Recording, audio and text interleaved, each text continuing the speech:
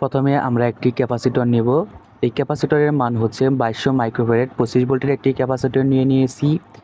আর ক্যাপাসিটরের এই অংশটুকু হচ্ছে প্লাস, দেখতে পাচ্ছেন এই যে এই অংশটুকু হচ্ছে প্লাস, আর এই সাদা অংশটুকু হচ্ছে আমাদের মাইনাস।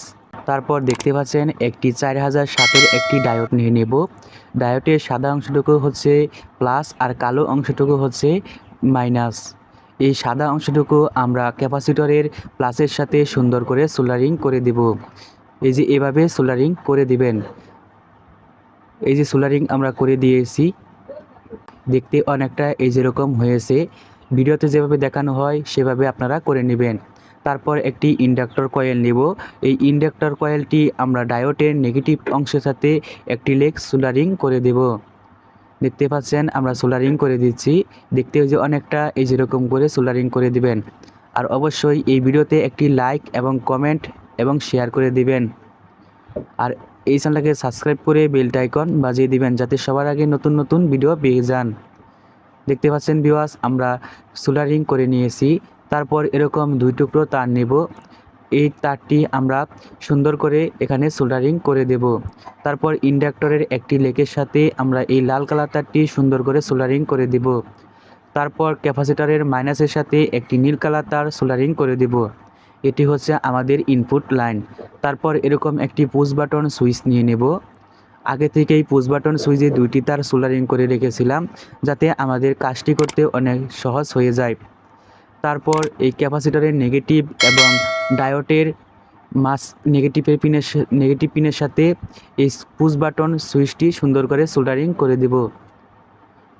এই যেভাবে সোল্ডারিং করে দিবেন আপনারা, সুন্দর করে দেখে দেখে কানেকশন করে দিবেন। আর কিছু যদি বুঝে না থাকেন তাহলে আমাকে হোয়াটসঅ্যাপে নক দিবেন, আমি আপনাদেরকে বুঝিয়ে দেওয়ার চেষ্টা করব। তারপর এরকম আরও 2টি তার নিয়ে নেব। এটি হচ্ছে আমাদের আউটপুট লাইন। আর এই ক্যাপাসিটরের মাইনাস পয়েন্ট থেকে একটি সবুজ কালার তার থেকে নেগেটিভ পয়েন্টটি সোল্ডারিং করে নেব। ক্যাপাসিটরের প্লাস থেকে একটি লাল কালার তারের সাহায্যে আউটপুট বের করে নেব। দেখতে পাচ্ছেন ভিউয়ার্স, সুন্দর করে আমরা আউটপুট বের করে নিয়েছি। এইটি হচ্ছে ইনপুট আর এটি হচ্ছে আউটপুট। তারপর একটি 3.7 ভোল্টের মোবাইল ব্যাটারি নেব। আপনারা অবশ্যই পুরাতন মোবাইলের ভিতরে পেয়ে যাবেন এরকম মোবাইলের ব্যাটারি। তারপর প্লাস মাইনাস দেখে সুন্দর করে লাগিয়ে নেবেন। দেখতে পাচ্ছেন এই যে এটি হচ্ছে আমাদের আউটপুট। তারপর এরকম একটি মাল্টিমিটার নেব। দেখতে পাচ্ছেন ডিজিটালটা নিয়েছি। তারপর সুন্দর করে প্লাস মাইনাস দেখে আমরা লাগিয়ে দেব যাতে আমরা ব্যাটারির থেকে এবং একটি স্টেপ ডাউন বুস্টার বানিয়েছিলাম, সেই বুস্টারটি থেকে কত ভোল্ট আউটপুট হয় সেটি আপনারা চেক করব এই মাল্টিমিটারের সাহায্যে। তাই সুন্দর করে আমরা এই 2টি তার লাগিয়ে নেব। এই যে এখানে দেখতে পাচ্ছেন ব্যাটারির ভোল্টেজ আছে 3.28 ছিল, কিন্তু যেখানে পুশ বাটনে সুইচ প্রেস করার সাথে সাথে আমাদের ভোল্টেজটি বাড়া শুরু করে দিয়েছে। আর ভিউয়ার্স, আমার মাল্টিমিটারটা একটু সমস্যা, তার জন্য পুরোপুরি ভোল্টেজ দেখাতে পারছি না, তার জন্য ক্ষমা দৃষ্টিতে দেখবেন।